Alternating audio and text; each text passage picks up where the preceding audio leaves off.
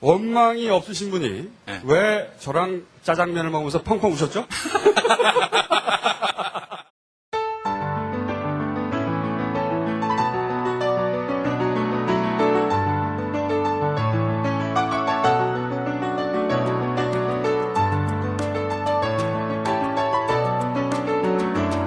안희정 헌정 팟캐스트 우리 희정이 시작합니다.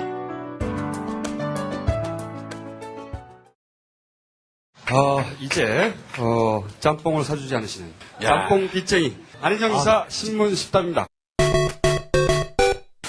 첫 번째, 극히 일부에서는 우리 정계에서 그나마 인물이 났다고들 합니다.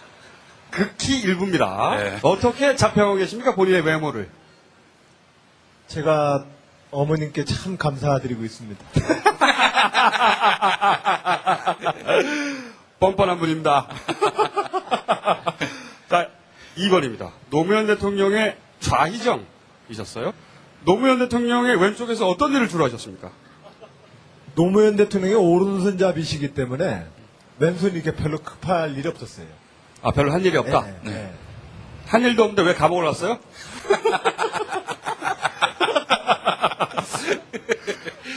그냥 오라고 그래서 오라고 그래서 누군가는 가야 될 것 같길래 그냥. 굳은 일을 도맡아 하시다가 그래서 지조. 네, 오늘 다 깨졌지만. 세 번째입니다. 노무현 대통령 시절 내내 다른 사람들이 권력을 누릴 때 감옥을 가고 하셨어요. 백수로 지내고. 야인이셨는데 원망은 없으셨습니까? 참여정부 때 권력을 누린 분이 없어요. 노무현 대통령 옆에 선다는 것은 이 광화문 저기 있잖아요. 저기 무슨 신문 있잖아요. 노무현 대통령 옆에 서 있는다는 것은 저 옥상으로부터 저격수한테 총 맞는 일입니다. 그렇기 때문에 대통령 옆에서 일찌감치 맞아가지고 집에서 쉬고 있는 부당병동에 있는 저는 참 편히 지냈습니다. 그렇군요. 원망이 없다. 네. 원망이 없으신 분이 네. 왜 저랑 짜장면을 먹으면서 펑펑 우셨죠? 제가 그걸 보여드려야 되는데 네. 짜장면을 먹다 말고 네. 입 주변에 짜장면 다 묻히고 한 5분 동안 펑펑 우셨어요. 그러면서 이렇게 이야기하셨죠. 노무현 대통령이 그립다고. 네. 펑펑 울었습니다. 아니 김어준 총수가 대단한 분이세요. 저는 사실상 김어준 총수에 대해서 잘 몰랐을 때에는 약간 좀 성격이 좀 특별하신 분이구나 이렇게 생각했어요. 그래서 캐릭터가 좀 특별하신 분이다라고 생각을 했는데 제가 인터뷰를 그날 4시간인가 하면서 그렇죠. 제가 몇 번인가 여쭤봤어요. 심리학 전공하셨느냐고. 전공하지 않은 게 없습니다. 네. 저한테 계속해서 반복해서 묻습니다. 억울하지 않았어요? 또 반복해서 또 물어봐요. 억울하지 않았어요? 또 끝날 때쯤 또 억울하지 않았어요? 라고 묻는데 그 질문이 자꾸 제 마음속에 어딘가를 자꾸 벗겨버리더라고요. 그러니까 벗겨버리는데 가만히 그 질문에 대해서 답을 하려고 딱 보니까 저 노무현 대통령 좋아했어요. 그냥 감옥 가는 것도 그분을 위해서 가는 거라면 좋았어요. 라고 대답을 하니까 막 눈물이 나는 거예요. 처음으로 제 감정을 알았습니다. 네. 예. 고맙습니다. 제가. 그런데 왜 짬뽕을 안 사주십니까? 분명히 도지사가 되면 짬뽕을 사주신다고 했는데 그 뒤로 한 번도 못 봤어요. 예, 하여튼 조만간에 바로 또 배달하겠습니다. 자, 네 번째 질문입니다. 본인이 생각하는 본인의 정치인으로서 최대의 약점은 뭡니까? 남을 공격하지 못하는 겁니다. 제 분노를 잘 표현하기가 무척 두렵습니다. 분노를 표현하면은 분노를 표현을 통해서 내 마음의 평화가 깨지는 것이 싫고 두 번째로는 그 분노를 표현함으로써 상대방이 받을 마음의 상처가 또 미안해서 싫고 그러니까 어떻게든 분노를 좀 표현 안 하고 얘기할 방법 없을까를 고민하다 보면 정치 못하겠구나 이런 생각이 들어요. 노무현 대통령이 항상 하신 말씀이죠. 정치 못해 먹겠다고. 제가 보기에 최대 약점 말이죠. 여자 연예인을 너무 사랑하는 겁니다. 5번째입니다. 이명박 정부에게서 배운 가장 큰 교훈은 우리 대한민국의 현대사를 우리는 이명박 대통령을 통해서 제대로 조명하게 되었습니다. 성장과 경제는 보수주의가 잘 푼다. 대한민국에서 제일 좋은 대통령은 박정희식 리더십이다라고 하는 것을 한 방에 날려버린 대통령. 이게 이명박 정부입니다. 이명박 각하의 뇌에는 구김살이 없습니다. 보통 사람의 뇌는 주름이 많이 있어요, 주름이. 보기 흉하죠. 그러나 각하의 뇌는 구김살이 없는 민자입니다. 청순한 뇌. 네. 해맑은 뇌. 네. 예. 자, 6번 질문입니다. 충남 도정을 운영하시면서 정책 사안마다 밀리고 있지는 않은가? 도지사 자리가 힘에 붙이시는 건 아닌가? 어떠십니까? 충청남도로 보면 첫 번째로는 제 취임과 함께 온 국민이 함께해서 세종시를 지켜줬습니다. 그래서 충청남도에 세종시를 지켰고요. 또 최근에는 과학 비즈니스 벨트를 그렇게 곳곳에서 난리를 하고 싸움을 벌였는데 과학 비즈니스 벨트도 역시 충청권으로 왔습니다. 그런 점에서 충청도민들이 그렇게 말씀하시던데요.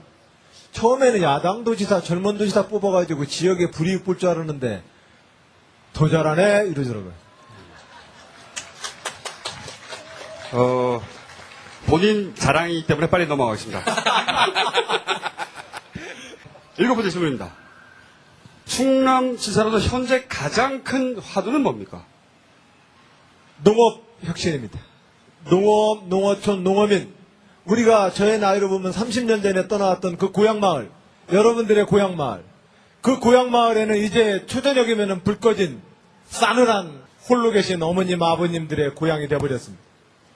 대한민국을 긴 행렬이라고 치면 대한민국의 저 앞선 선도 대열은 아마 OECD 국가에 내놓으면 대략 아이고 대한민국 잘 사네 이럴 겁니다.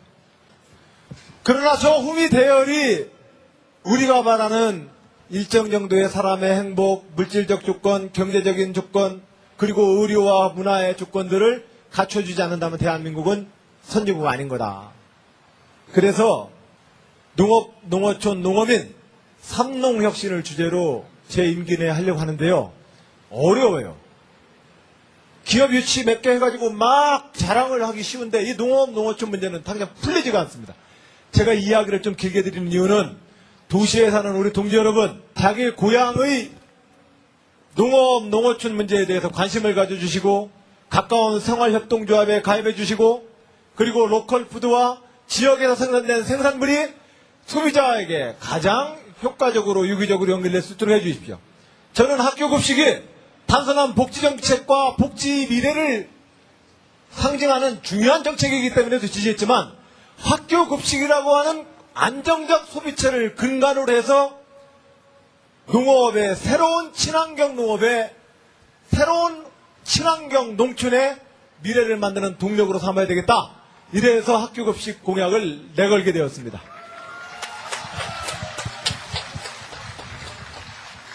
앞으로는 조금 더 짧게 해주십시오. 예. 8번째 질문입니다. 대선 어떤 후보를 지지하실 겁니까? 김대중과 노무현의 역사의 법적 정통성을 가지고 있는 후보를 전 지지할 것입니다. 역사의 정통성을 상실하면 그 나무는 옳게 못 겁니다. 잠시 가지가 굵은 가지가 될 수는 있을지언정 그 가지가 줄기 되는 나무는 못 봤습니다. 가지가 줄기 역할을 하면 그 나무는 자빠지게 돼 있고 우리는 그래서 가까운 공원마다 그 무거운 가지를 받쳐주는 기둥을 보게 됩니다. 우리 역사가 그렇게 왜곡된 역사로 가는 것을 저는 방치하기 쉽습니다. 김대중과 노무현의 이 진보의 역사를 고스란히 나의 역사로 인정해온 분들 그리고 그 역사를 배반하지 않았던 후보들을 저는 지지하려 합니다. 그래서 누구냐고요?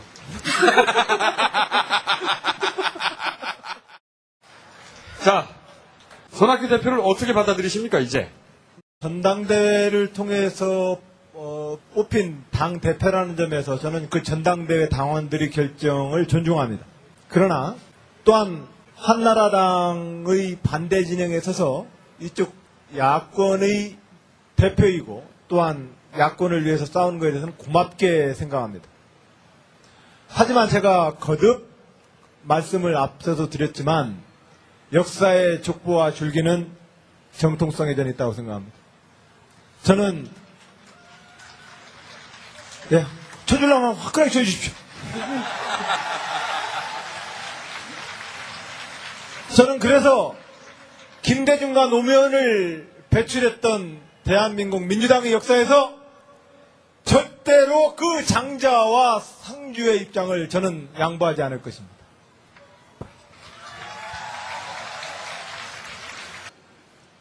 제가 어머님께 참 감사드리고 있습니다. 뻔뻔한 분입니다. 자, 2번입니다. 노무현 대통령의 좌희정이셨어요? 노무현 대통령의 왼쪽에서 어떤 일을 주로 하셨습니까? 노무현 대통령이 오른손잡이시기 때문에 왼손이 이렇게 별로 급할 일이 없었어요. 아, 별로 한 일이 없다? 네. 한 일도 없는데 왜 감옥을 갔어요?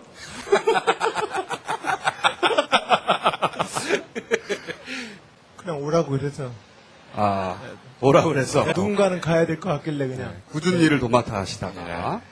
그래서 지조. 네, 오늘 다 깨졌지만.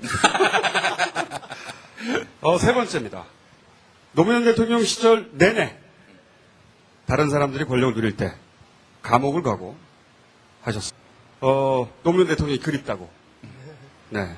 펑펑 울었습니다. 아니 김어준 총수가 대단한 분이세요.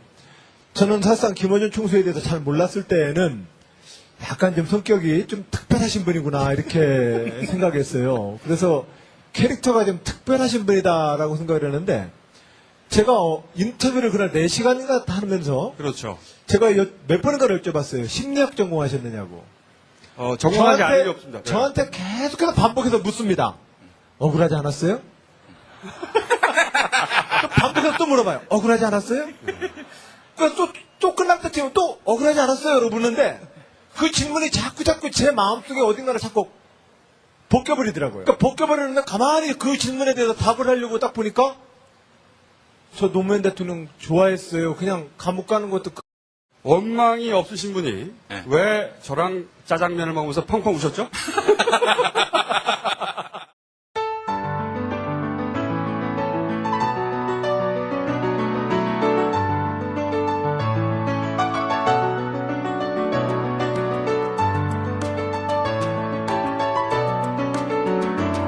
안희정 헌정 팟캐스트 우리 희정이 시작합니다.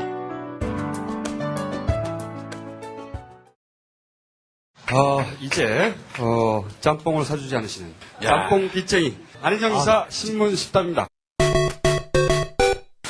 첫 번째, 극히 일부에서는 우리 정계에서 그나마 인물이 났다고들 합니다. 극히 일부입니다. 네. 어떻게 자평하고 계십니까? 본인의 외모를. 그분 위해서 가는 거라면 좋았어요. 라고 대답을 하니까 막 눈물이 나는 거예요. 처음으로 제 감정을 알았습니다. 네. 예. 고맙습니다. 그런데 왜 짬뽕을 안 사주십니까? 분명히 도지사가 되면 짬뽕을 사주신다고 했는데 그 뒤로 한 번도 못 봤어요. 예, 하여튼 조만간에 바로 또 배달하겠습니다. 자, 네 번째 질문입니다. 본인이 생각하는 본인의 정치인으로서 최대의 약점은 뭡니까? 남을 공격하지 못하는 겁니다. 제 분노를 잘 표현하기가 무척 두렵습니다. 분노를 표현하면은 분노를 표현을 통해서 내 마음의 평화가 깨지는 것이 싫고 두 번째로는 그 분노를 표현함으로써 상대방이 받을 마음의 상처가 또 미안해서 싫고 그러니까 어떻게든 분노를 좀 표현 안 했어요. 백수로 지내고 야인이셨는데 원망은 없으셨습니까? 참여정부 때 권력을 누린 분이 없어요. 노무현 대통령 옆에 선다는 것은 이 광화문 저기 있잖아요. 저기 무슨 신문 있잖아요. 노무현 대통령 옆에 서 있는다는 것은 저 옥상으로부터 저격수한테 총 맞는 일입니다. 그렇기 때문에 대통령 옆에서 일찌감치 맞아가지고 집에서 쉬고 있는 부상병동에 있는 저는 참 편히 지냈습니다. 그렇군요. 원망이 없다. 예. 원망이 없으신 분이 네. 왜 저랑 짜장면을 먹으면서 펑펑 우셨죠? 제가 그걸 보여드려야 되는데 네. 짜장면을 먹다 말고 네. 입 주변에 짜장면 다 묻히고 한 5분 동안 펑펑 우셨어요. 그러면서 이렇게 이야기하셨죠.